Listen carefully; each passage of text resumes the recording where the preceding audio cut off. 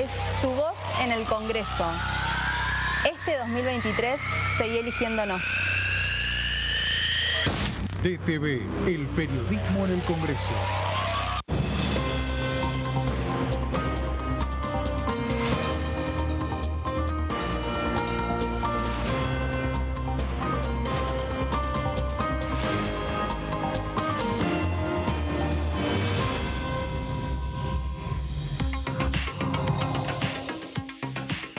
Hola, hola, ¿cómo les va? Se van encendiendo las luces aquí en la pantalla de DTV y estamos con la información abriendo esta semana primaveral aquí en la Cámara de Diputados.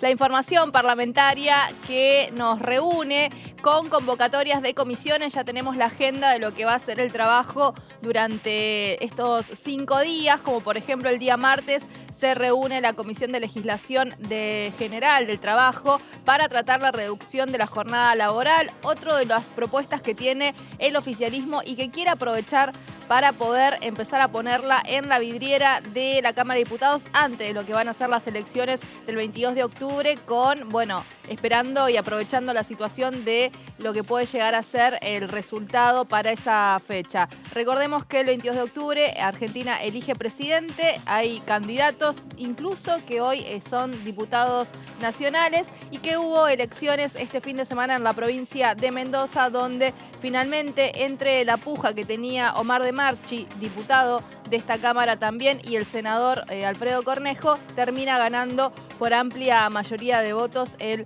mendocino Cornejo allí y vuelve a retomar el mandato por 4 años en la provincia de Mendoza. Dicho esto, vamos a empezar a analizar y a escuchar los testimonios de los legisladores que a lo largo de la semana pasada estuvieron hablando por la pantalla de Diputados TV.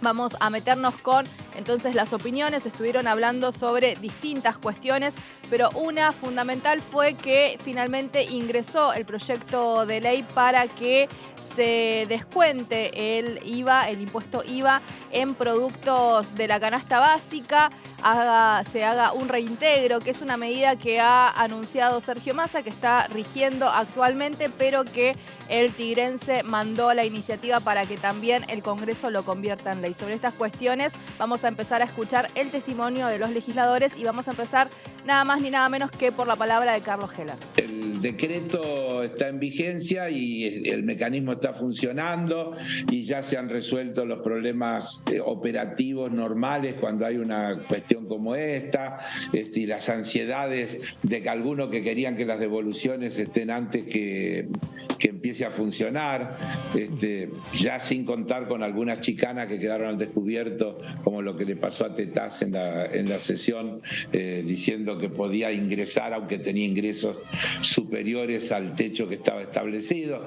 Pero el proyecto ahora viene a eso, a convertirlo en ley, que tiene una fuerza mayor que un decreto, y establecer, pienso, algunas precisiones. Yo lo recibí hace 5 minutos el proyecto porque acaba de entrar. Claro. Pero en lo fundamental lo que hace es eso, tratar de que por ley quede resuelto hacia adelante este derecho a tener una diferenciación. Siempre se ha dicho que el IVA tenía una injusticia implícita, que era que lo pagaba todo el mundo igual. Y en este caso, justamente al establecer esa diferenciación para quienes tienen ingresos de hasta un determinado monto, se está estableciendo un trato diferencial para los sectores que menos ganan y que viene de alguna manera a complementar, aunque no se trate del mismo tema y el mismo impuesto, el beneficio que se le dio a los que ganan más de 708.000, los que ganan por encima de los 15 salarios mínimos vitales y móviles, para decirlo con precisión, en cuanto a la disminución del impuesto a las ganancias, y en este caso es un beneficio que lo tienen los que ganan menos que esa cifra, es decir, para lo que podríamos llamar la base de la pirámide social. El problema clave, que yo los estaba escuchando a ustedes, es que para devolver el IVA primero se tiene que facturar el IVA. Por lo tanto, esto puede suceder solamente si la gente realiza sus compras en comercios que facturan como corresponde. Vamos a seguir repasando entonces las iniciativas frente a la presentación de este proyecto de ley que firma también el ministro de Economía, Sergio Massa, y que, bueno, propone justamente establecer las medidas que está tomando respecto al impuesto del IVA, pero por ley, que lo ratifique el Congreso de la Nación. Estuvo hablando desde la oposición por la provincia de Chaco, Cipollini. Bienvenido todo lo que implique un alivio para el decil de la gente más humilde, esa que invierte casi la totalidad de su ingreso en la compra de alimentos y paga ese impuesto del 21% que el ciudadano común ignora, porque la verdad que lo ignora, pero está contribuyendo con una tasa más que significativa al mantenimiento de las arcas del Estado. Aliviárselo es una muy buena medida porque amén de sacarle una carga al precio de ese producto, también le da un alivio en el marco de un proceso inflacionario muy preocupante que pareciera que en vez de estabilizarse y disminuir va aumentando. Así que supongo yo que no habrá mayores oposiciones para que eso pueda avanzar. Me parece importante. Siempre hay que tener una mirada solidaria hacia la gente que menos tiene. Y en definitiva, si bien no se explicita, ¿no? Pero es la gente que paga más impuestos, ¿eh? Es la gente que paga vía los impuestos indirectos. Sí. La gente sencilla, la gente humilde, es la que más contribuye, porque si miramos la composición del gasto de las familias de acuerdo a su escala de ingresos, la gente humilde es la que destina la mayor proporción de sus ingresos. A medida que vamos subiendo en la pirámide, va reduciendo esa proporción. En algunos casos podrá llegar a ser casi insignificante ese monto, ¿no? Pero en el caso de la gente sencilla es importante. Así que yo, en lo personal, celebro la decisión. Espero que, mis colegas estén dispuestos a acompañar. El programa Comprar Sin IVA es el que está promocionando aquí mediante un proyecto de ley el ministro de Economía, que va a alcanzar a jubilados pensionados que no percibirán más de 6 haberes mínimos y beneficiarios de la AUH, personal de casas particulares, entre otros sectores. Un poco la propuesta está apuntada a este sector y de esto también estuvo hablando la diputada Landricini. En Argentina nos debemos una reforma tributaria progresiva y no regresiva. La política más regresiva se inició con Martínez de Oz y la creación del IVA por allá por 1977, en los plenos tiempos duros, profundos, intensos de la última dictadura cívico-militar, cuando se impuso el 18% como alícuota prácticamente para la mayoría de los bienes. En 1995, en plena crisis del tequila en América Latina, cuando las crisis de las deudas y las devaluaciones de las monedas de México y otros países endeudados, los primeros años de la década del 80 se destacaron por ser años de crisis de la deuda. Y en ese momento, después de la devaluación del peso mexicano que arrastró a las monedas de otros países y a las economías de nuestros países, Roque Fernández, que era ministro de Economía de la segunda etapa de Menem, dispuso la elevación del artículo de las alícuotas del 18 al 21% y la generalización del IVA. Había servicios que no tenían incorporado el IVA en el pago de las familias consumidoras. Y a partir de allí se generó el IVA para el cable, se generó el IVA para la energía eléctrica y a tasas, a alícuotas del 21%. Y eso lo seguimos arrastrando para los bienes básicos, para los bienes generales, para los servicios, para el transporte, para las tarifas. Y es un impuesto regresivo porque afecta tanto el litro de leche o el kilo de yerba o el kilo de papa que paga una familia muy humilde con la que paga una familia de altos ingresos. Representan distinto. En cambio, otros impuestos a la propiedad o a los ingresos son progresivos porque el que más gana o el que más tiene, más paga. Pasaba la palabra de la diputada del oficialismo por la provincia de Río Negro y es tiempo de darle la bienvenida a nuestro compañero Seba Murstein. Hola Vero, buen día, buen comienzo de semana para vos, el saludo también para la audiencia de Diputados Televisión. Bueno, empezamos ya a desandar el camino de una semana que en principio tiene una actividad un tanto más reducida a lo que fue la semana anterior, con la cantidad de comisiones, la sesión especial. Bueno, terminamos, Vero, recuerdo hablando el viernes de estar con los dedos apretando el famoso F5, para, bueno, ver qué actividad se empieza, no sé si recordás, empezamos hablando de eso. Bueno, claro, bueno, el fin de semana estuvimos refrescando y lo que tenemos ya confirmado es a partir de mañana a las 13, aquí en el anexo A de la Cámara de Diputados, esta comisión presidida por Vanessa Siley de legislación del trabajo, en donde se van a exponer y empezar a debatir con invitados. Todavía no tenemos la nómina de los mismos, pero sí el tema, que es esto de empezar a pensar en una reducción de la jornada laboral, algo que ya hace tiempo no solo se está conversando en el país, sino que también es un tema, me parece, Vero, a nivel mundial, que ya ha tenido experiencias en varios países. A ver, recordemos que de a poco y digamos, diversas empresas o sectores específicos se adhieren en el mundo. Y bueno, lo que van modificando es tanto lo que puede ser la cantidad de horas, también reducir el día.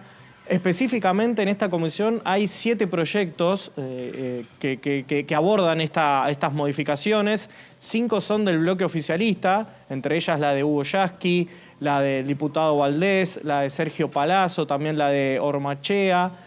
También tenemos un proyecto del socialista Esteves y del Frente de Izquierda de Nicolás del Caño. La mayoría tiende a bajar lo que es la cantidad máxima de horas, tanto por día como por semanas. El que introduce por ahí una modificación distinta a las demás es la propuesta de Sergio Palazzo, que habla de 4 días máximos laborables. O sea, él propone en su proyecto 8 horas por día, pero en 4 días, completando de esta manera las 40 horas semanales.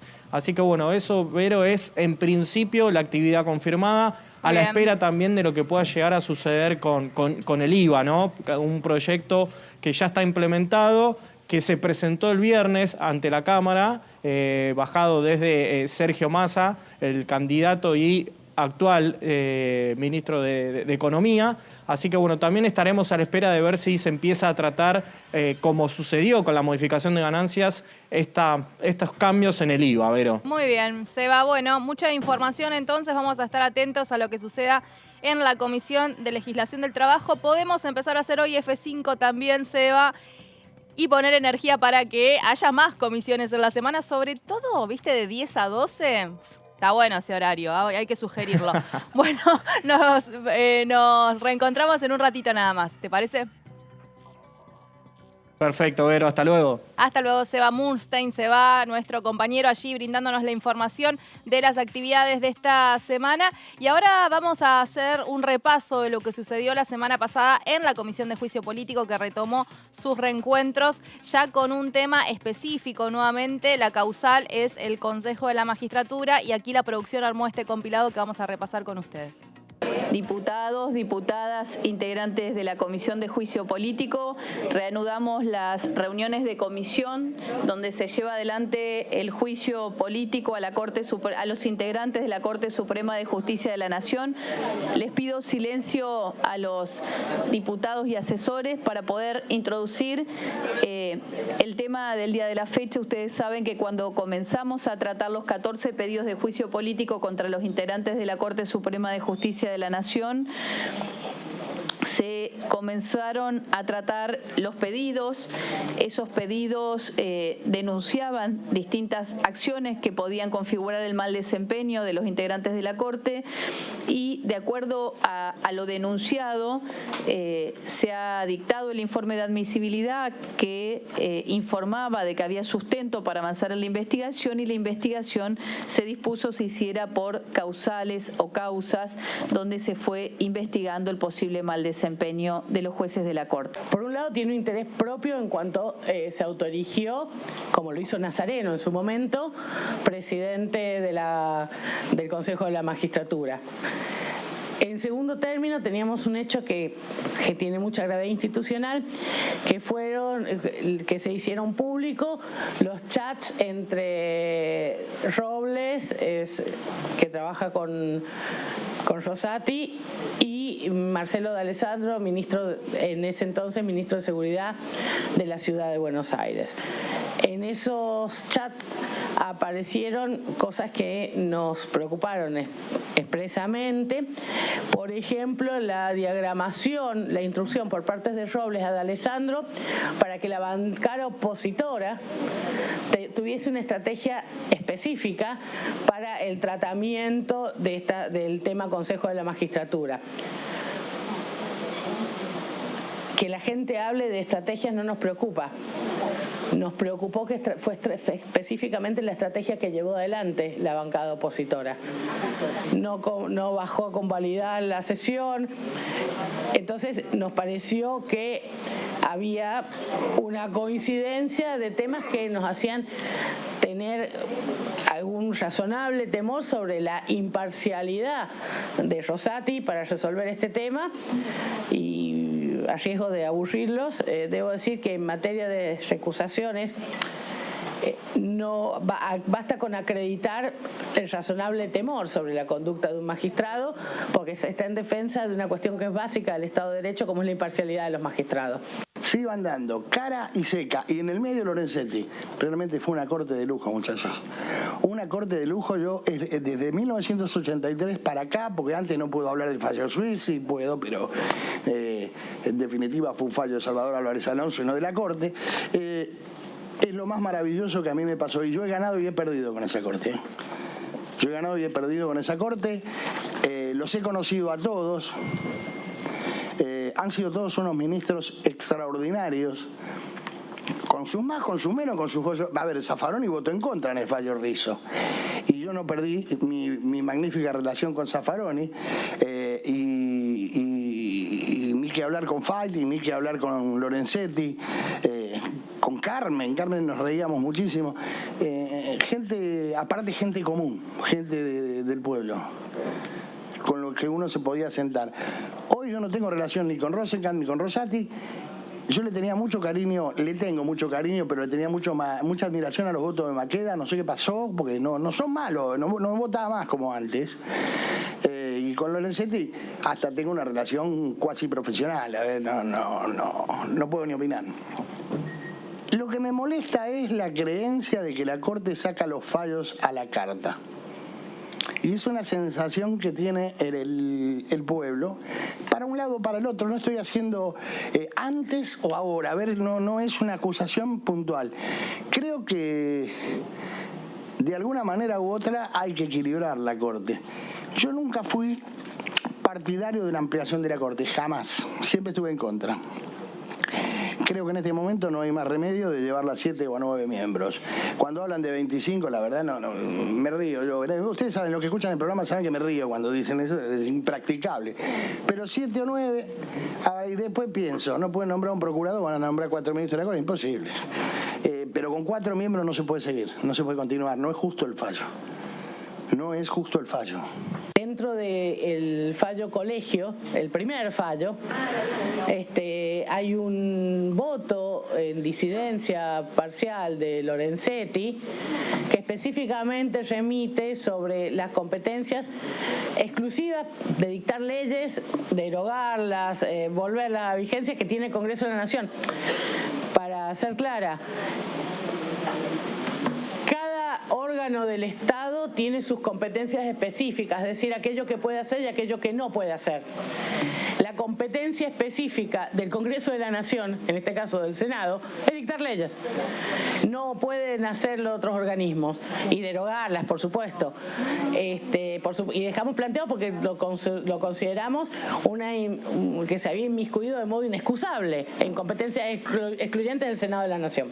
El Senado de la Nación, en oportunidad de contestar la demanda allá por el año 2006, hizo el planteo entendiendo que la representación de los abogados no le corresponde a lo que conocemos como el Colegio de Buenos Aires, sino que le corresponde al Colegio Público de Abogados de Capital Federal, que tiene, entre otras cosas, la superintendencia sobre la matrícula y la representación de los abogados. Luego de esta causa, Consejo de la Magistratura, que ahora procederé a explicar cuál es la hipótesis general de la investigación, cuáles las hipótesis particulares de la investigación.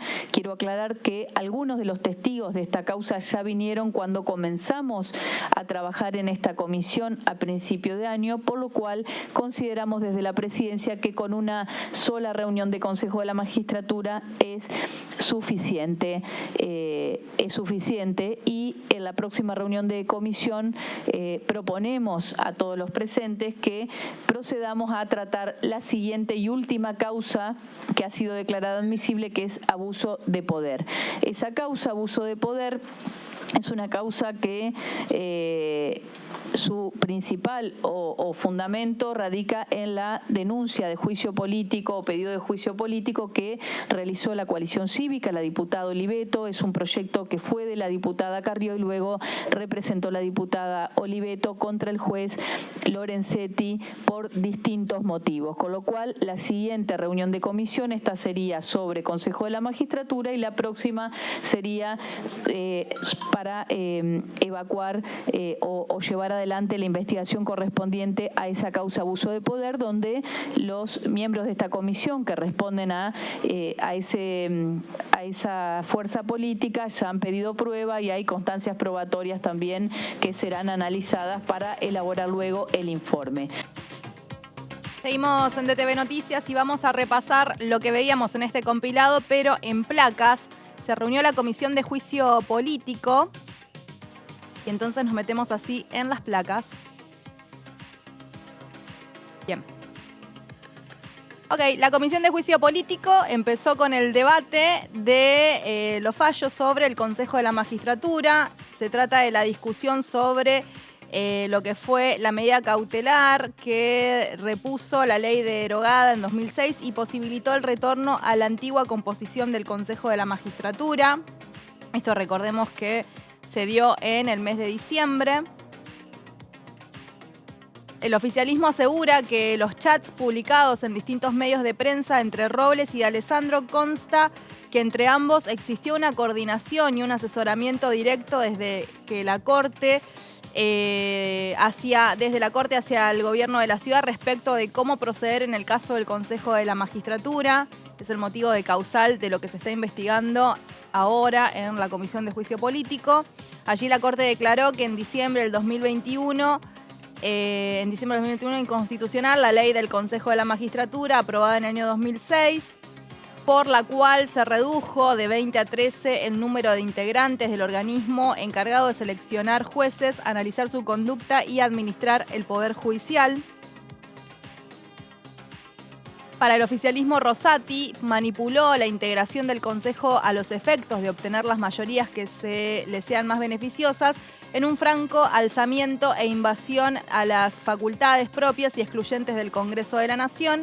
En este caso, la titular, Gailar, de la comisión, confirmó que la próxima semana se va a analizar el expediente impulsado por la coalición cívica contra Lorenzetti.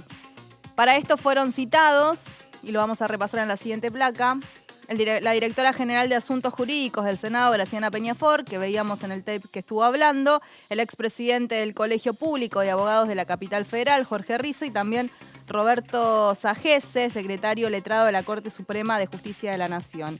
El fallo salió en diciembre, cuando ya se cerraba el año legislativo, y no se consiguió en 120 días sacar un proyecto de ley, explicó en ese sentido Peñafort.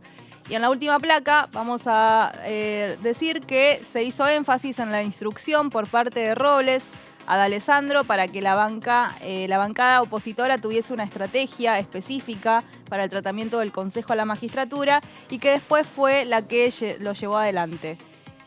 ¿Qué dijo Rizzo? De alguna manera hay que equilibrar la Corte, nunca fui partidario de ampliarla, pero en este momento no hay más remedio que llevarla a 7 o a 9, con 4 miembros no se puede continuar, sentenció Rizzo.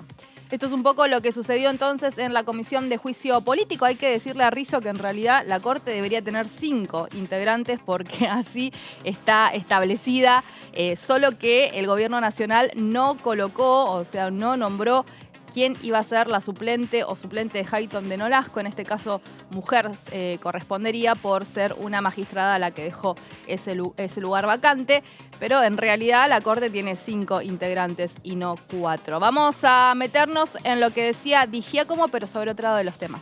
El tema de quitar ganancias tiene una serie de definiciones conceptuales en las cuales se coincide desde muchos lugares. Es decir, después, digamos, esto es como lo que pueda pasar con situaciones en las cuales, digamos, intervenga, como estábamos viendo en el tema de las universidades. Puede haber acuerdos entre la izquierda y entre cierta derecha, inclusive, que está de acuerdo con eso, en tanto tengan la conciencia de que la educación es una inversión necesaria en el país.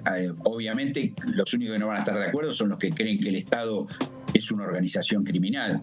Creo que además, eso de pensar que es una organización criminal el Estado, además de esconder una ideología verdaderamente temeraria, incumplible, vuelvo a repetir y siempre lo he dicho, a los hechos me remito, Liberlandia no existe, así como no existe Trotskoslavia, por más que se enojen mis amigos de la izquierda trotskista, no hay ningún país que haya tenido una experiencia trotskista y exitosa o fracasada, no importa, pero que la haya podido tener. ¿Qué quiero decir con esto? Que hay ciertas cuestiones donde el Estado, y en esto me remito inclusive a pensamiento de quienes han desarrollado esto muy profundamente, en esto de que el hombre es el lobo del hombre.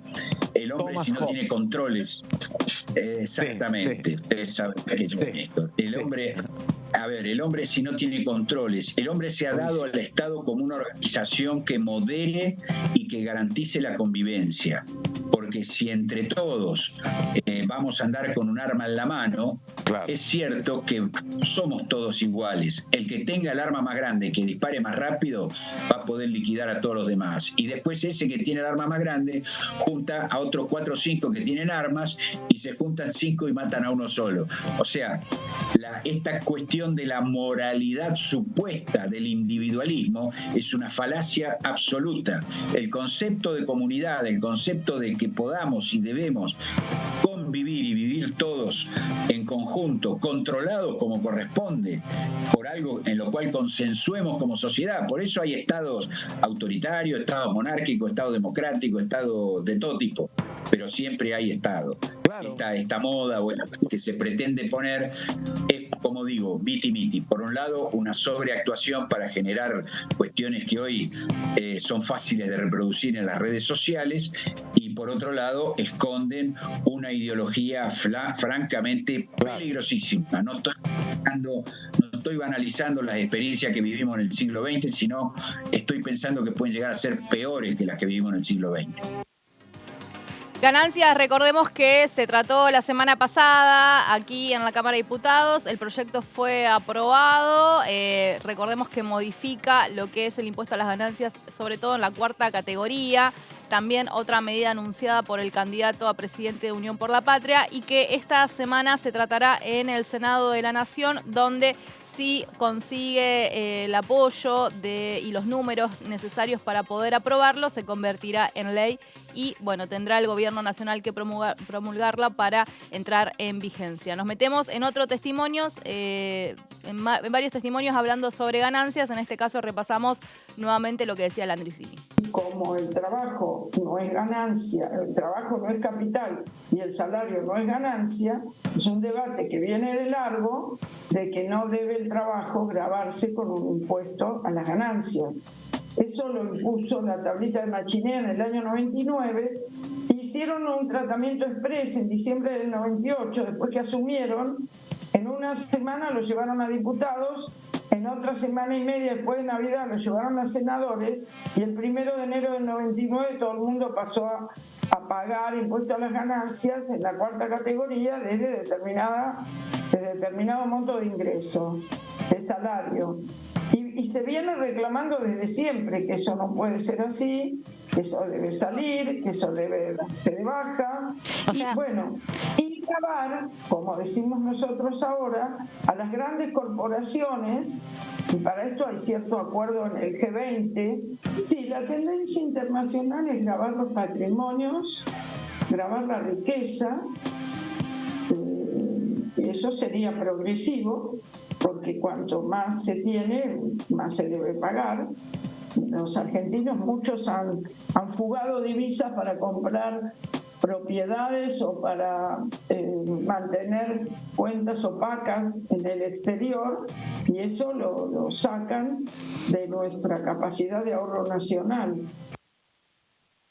Bien, pasaba la palabra de Landricini y nos metemos en lo que sucedió el fin de semana aquí en el Congreso de la Nación. Se desarrolló la edición número 19 de la Noche de los Museos y el Congreso fue obviamente partícipe de esta actividad, donde fue visitado por más de 35.000 personas. Allí pudieron aprovechar las personas que estuvieron cerca del Congreso, sobre todo aquellas personas que vinieron del interior del país a visitar distintos lugares del Congreso, como la Cámara de Senadores, la imprenta, el edificio del Molino, también la biblioteca, y también la novedad de esta edición fue el Museo de la Casa de la Moneda. Allí entonces estamos viendo imágenes de lo que sucedió.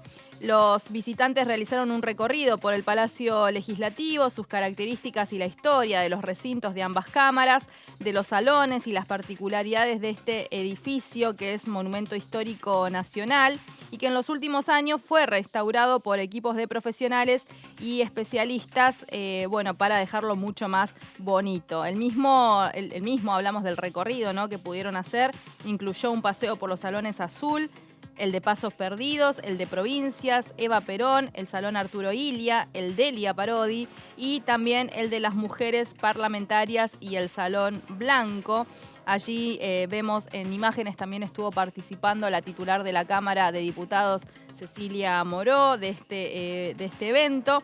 Y esto además se da en un marco importante, ¿no?, en los 40 años de democracia argentina, que ocupa un lugar muy importante, decíamos, y de relevancia en esta edición del año 2023, a través de una muestra de las 40 leyes más importantes sancionadas desde 1983, y la imprenta, en este sentido, sacó un libro que menciona esto que estamos comentando, que se llama Democracia 40 años. También el Salón Blanco del Palacio, la imprenta del Congreso de la Nación, exhibió una Minerva, antigua máquina tipográfica, y la máquina de stamping del Dorado, y se entregó al público postales y señaladores. Además exhibió el catálogo del área editorial y se repartieron señaladores con códigos QR con los que se ingresaba a la versión digital de distintas publicaciones.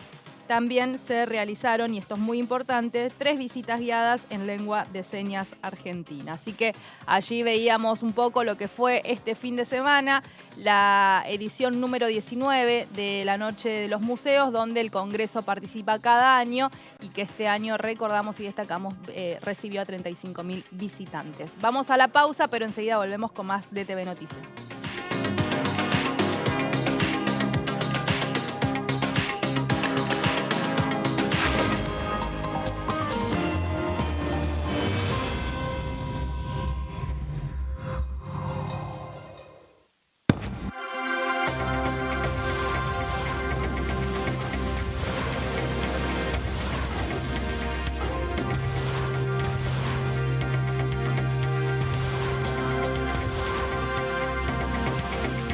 Ellos son tu voz en la primera mañana. DTV, el periodismo en el Congreso. ¿Cómo les va? Muy buenos días. Estamos empezando la primera mañana.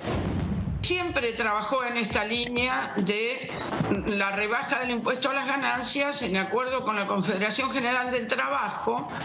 Ha habido mucha presión de muchos gremios a los cuales le pagan viáticos, por ejemplo camioneros, porque tienen que viajar a Pino Achado, tienen que viajar a Comodoro Rivadavia, Jujuy, a donde sea, y por los días que tienen de viático fuera de su lugar, sí, claro, también eran gravados por el impuesto a las ganancias.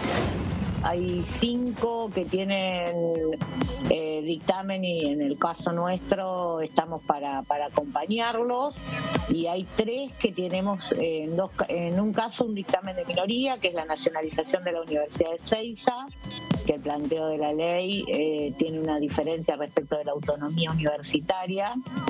Lo mismo pasa con Madres de Plaza de Mayo, y hay un tema con la universidad, la nacionalización de una parte de la Universidad Provincial de Entre Ríos. DTV, primera mañana, de lunes a viernes.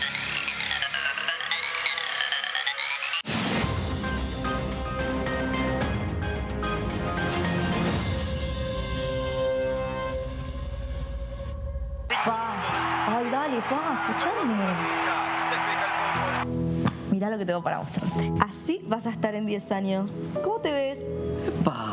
Mirá, me veo bastante fachero, ¿eh? Tranquilo y sobre todo jubilado. Ah, ¿te vas a jubilar? Sí, ya me estoy encargando de eso. Qué bueno. Bueno, dale, prendí. Si te faltan hasta 10 años para cumplir la edad para jubilarte y adeudas aportes, ahora los podés regularizar con el nuevo plan de pago de deuda previsional. Tu esfuerzo cuenta. ANSES, Argentina Presidencia.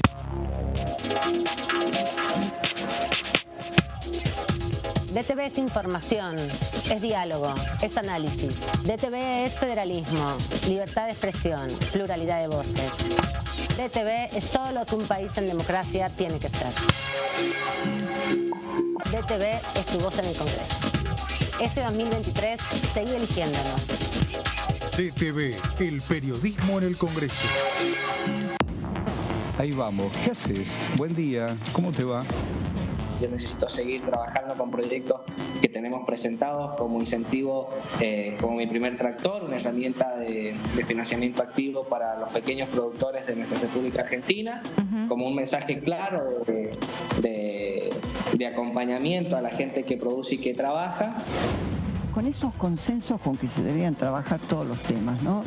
En este caso, los que quedaron pendientes para ser enriquecidos, para sumarle más iniciativas, por ejemplo, el de turismo accesible, yo lo considero tan importante, ¿no? DTV, primera edición, de lunes a viernes.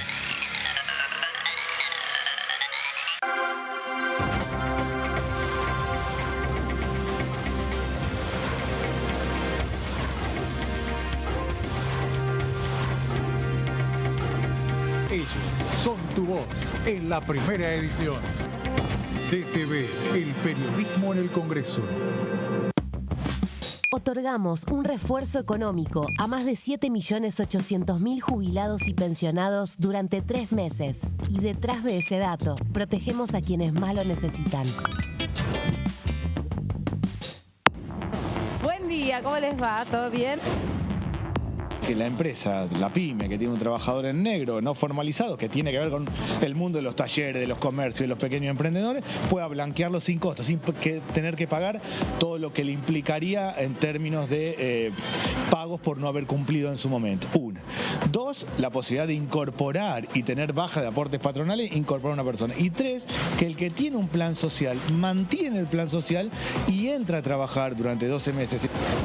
La creación de esta ley, la aprobación de esta ley, y aspiramos a tener ese dictamen positivo, habla de la generación de muchos puestos de trabajo en mi provincia, hablan de nuevas oportunidades también de crecimiento para la industria del calzado en mi provincia. DTV, segunda edición, de lunes a viernes.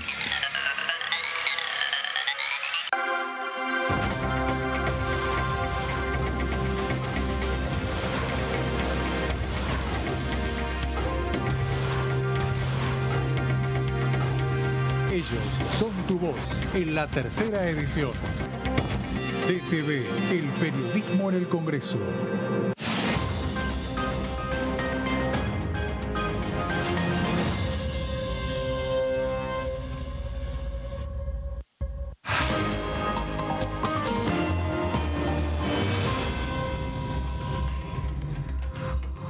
Seguimos en DTV Noticias y vamos a meternos en esta sección que se llama Mis Proyectos, porque los legisladores hablan, nos cuentan sus iniciativas y vamos a repasar entonces lo que tienen para contarnos.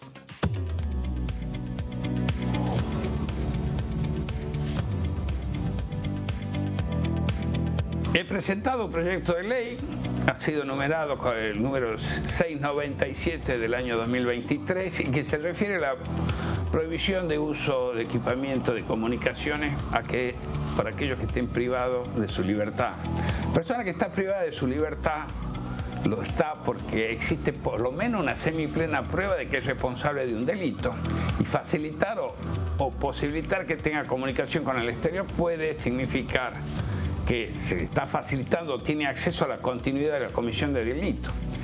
En el mejor de los casos está privado porque existe semiplena prueba. Los que ya tienen condena en firme directamente no podemos estar facilitando el contacto y que mantenga viva la red delictiva que lo llevó a esa condena, que fue consecuencia de una sentencia emitida por un juez. Tenemos que proteger a la sociedad de la continuidad en la comisión de los delitos y del uso de herramientas tecnológicas que faciliten la continuidad de esto.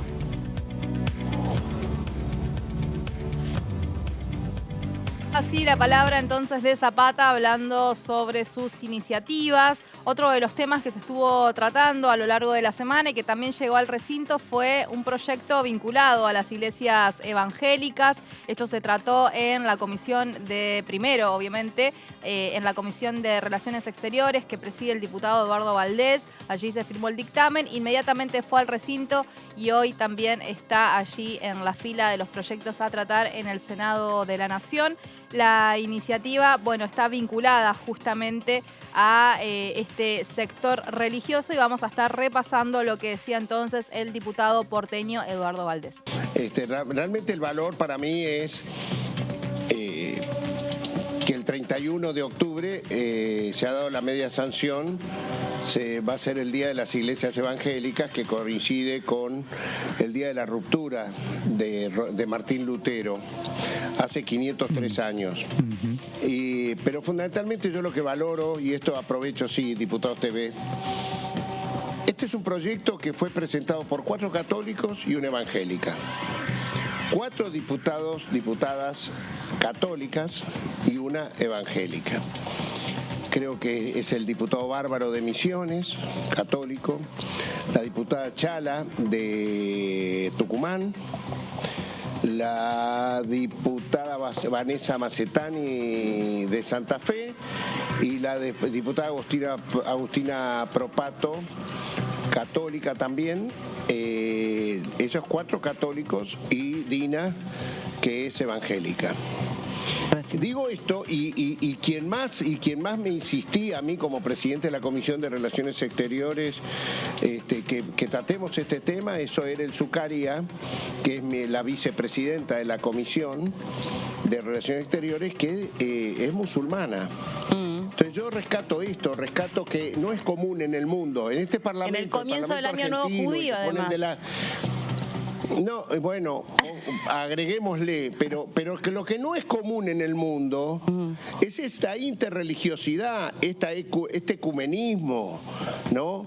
Esto es práctica que se da en la Argentina, por eso es uno de los motivos por el cual uno le gusta vivir en este país. No es un país de mierda, es un gran país que puede sancionar esto con mayoría de otro credo religioso para que se sancione el día de otro credo. No se da mucho en el mundo, en el mundo que los sismos religiosos están generando guerras, Esto sucede en la Argentina, sucedió ayer en la Cámara de Diputados de la Argentina. Bien, vamos a retomar el contacto con Seba desde nuestro móvil después de haber escuchado al diputado Eduardo Valdés. Pero continuamos aquí en el anexo A, en lo que será el lugar donde mañana tendremos esta comisión de legislación laboral, como habíamos mencionado, para empezar a tratar la reducción de la jornada de trabajo y también, bueno, pensando en lo que pueda llegar a ser un temario de una próxima sesión. Recordemos que obviamente está todavía lejos de una confirmación, pero sí empezando a quizá aventurar de alguna manera qué temas podrían ingresar.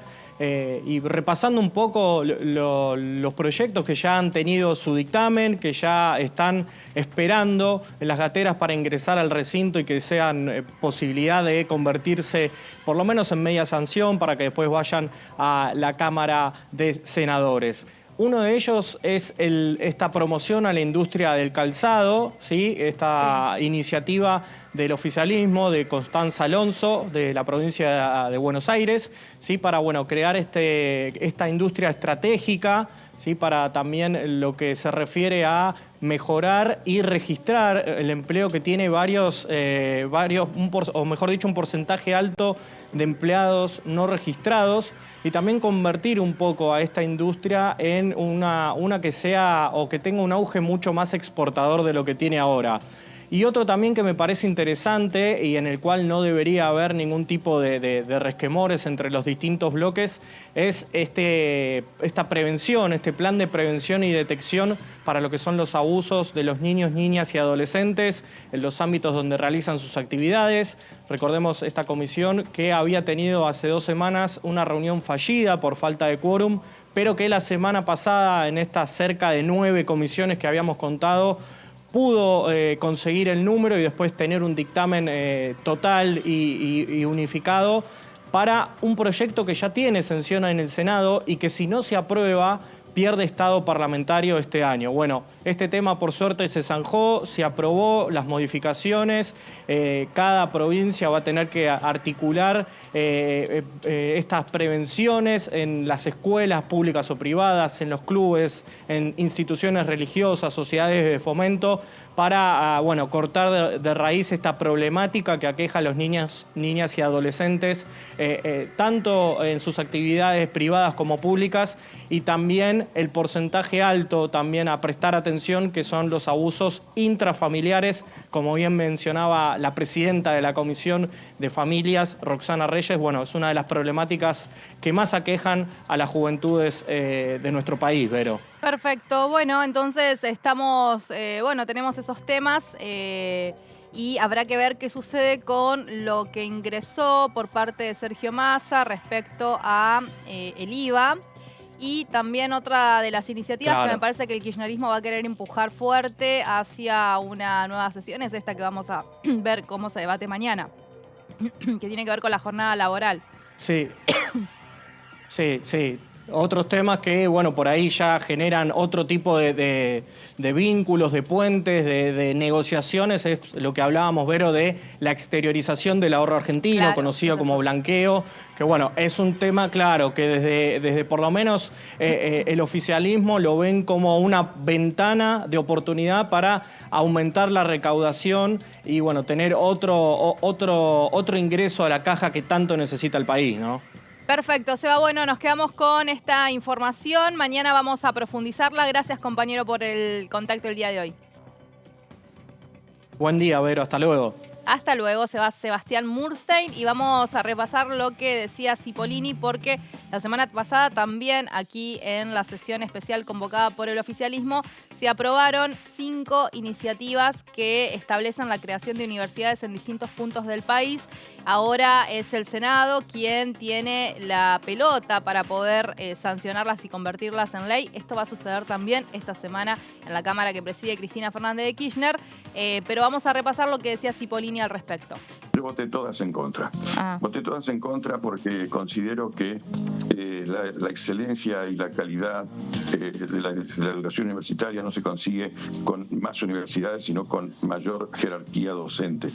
No está garantizado en la creación de esas universidades que esa jerarquía y esa calidad se dé. Venía a caballo de un poco de una especulación electoral, la creación de las universidades. No tiene un estudio técnico que las avale, no está la opinión del CIN expresada, y hay universidades para geografías y poblaciones muy pequeñas, que en algún caso apenas superan los 200.000 habitantes. Vuelvo a decirles, la excelencia de la educación, y soy hombre de la universidad pública, soy hijo de alguien que participó intensamente en su vida universitaria en la reforma universitaria, así que no, en ese sentido no tengo cargos de conciencia. Yo me imagino que la Universidad del Nordeste, una universidad que tiene una cobertura regional, que tiene 4 millones de habitantes, su zona de influencia, es una expresión cabal de cómo deben funcionar las universidades. Por más que tengamos muchas universidades, la Argentina no va a adquirir excelencia en la educación, porque también quien deba prestar la educación tendrá que demostrar que tiene excelencia, cosa que también tenemos ciertas dudas al respecto. Bien, pasaba así la palabra del diputado del radicalismo por la provincia de Chaco y también el rionegrino Luis Di Giacomo, que estuvimos compartiendo algunos fragmentos de entrevistas que tuvo aquí con Diputados TV, estuvo hablando sobre otros proyectos que al menos considera que va a reactivar la Comisión de Energía que, trabaja en esta Cámara como vinculados al GNL, al gas natural licuado, y que considera que pueden ser, establecidos en alguna sesión si es que el oficialismo la termina convocando. Vamos a escuchar entonces lo que dice al respecto de esto. Todo gobierno ha hecho blanqueos. Lo del blanqueo tiene siempre una doble faz, tiene una parte positiva y una parte negativa. Creo que hay un derecho, constitucionalmente es legal. A veces no es muy limpio blanquear a los familiares, pero después, en cuanto uno pretende hacer un blanqueo, me parece que es algo que uno al Ejecutivo le tiene que dar la posibilidad de hacerlo. Esta semana estuvimos trabajando y estamos trabajando para lograr que se active fuertemente y se pueda llegar a alguna sesión, si es posible, con el tema GNL, gas natural licuado, y que se comience a discutir la temática de hidrógeno verde. Son dos temas que nos interesan sobremanera tanto a Río Negro como a Neuquén. También Di Giacomo estuvo hablando sobre cuestiones vinculadas a las adicciones. Recordamos que fue presidente de la Comisión de Adicciones hace unos años atrás. Ahora es el presidente de discapacidad, pero bueno, sigue muy vinculado al tema porque además tener una especialidad de médico psiquiatra. Lo vamos a escuchar. Las personas públicas tenemos que dar cuenta de nuestra salud, nuestra enfermedad, nuestros intereses, nuestra plata, nuestros contactos, nuestros amigos, etcétera, etcétera, etcétera. Es una infamia terrible que a veces se intente juzgar o hacer diagnósticos sobre familiares. Eso es atroz, eso es aberrante, eso no se debe ni se puede hacer. Pero quienes somos funcionarios públicos, quienes nos ofrecemos para cargos de responsabilidad, tenemos que dar cuenta de nuestra vida pública y nuestra vida privada en gran medida también. Entonces, ¿por qué digo esto? Porque pasando por el tema que hace a mi especialidad, siempre he dicho que quien consume drogas o quien no puede controlar su consumo de cualquier tipo de sustancia, legal o ilegal, es alguien que está en manos de quien se las provee, no por una cuestión de que porque sea un consumidor tenga las facultades alteradas. Quizás no, quizás es una persona que tiene sus capacidades en condiciones. Pero cuando uno entra en estos circuitos siempre tiene alguien a quien le termina debiendo. Lo mismo pasa cuando hay contactos o relaciones inexplicables, espurias o con financiamiento que no se pueden explicar. Todo este tipo de cosas uno tiene que someterse a la función. Me da la impresión que es alguien que no tiene un equilibrio y una capacidad de poder discernir, reflexionar. Esto es lo que le cabe a quien tiene de repente el inmenso poder de ser un gobernador o un presidente, ¿no es cierto? Es decir, alguien que de repente maneja no solo fondos, maneja personas, maneja grupos. Entonces yo tengo que estar seguro que su salud mental, no solo en términos de que sea un enfermo psiquiátrico, sino en términos del equilibrio que demanda este tipo de cuestiones, es exigible. Y daría la impresión que este hombre, también voy a usar el término de Benaim, miti-miti. Me da la impresión me da la impresión que la mitad es actuación. Es un muy buen actor, es alguien que sabe, no sé si coacheado o porque tiene talento innato en ese sentido, pero es un gran actor, pero también hay algo que se le escapa la perdiz, y cuando se le salta la chaveta, para usar estos términos populares, uno nota ahí lo que es el descontrol, el desprecio, la violencia en las palabras. Y la violencia en las palabras siempre antecede, tiene la posibilidad de anteceder a la violencia de cualquier naturaleza, lo cual en alguien que tiene poder es un tema grave. Bien, escuchábamos la palabra de Di Giacomo allí con nuestros compañeros de La Primera Mañana, que ya llega inmediatamente después de que terminemos nosotros, que vamos ya dejando la programación disponible para el resto de los compañeros. Es el tiempo cumplido, vamos a reencontrarnos mañana a las 9 de la mañana y recordamos que esta semana, por ahora oficialmente, está convocada la Comisión de Legislación del Trabajo que preside la diputada Vanessa Stilley. Que tengan un excelente lunes y nosotros nos vemos mañana. Chau, chau.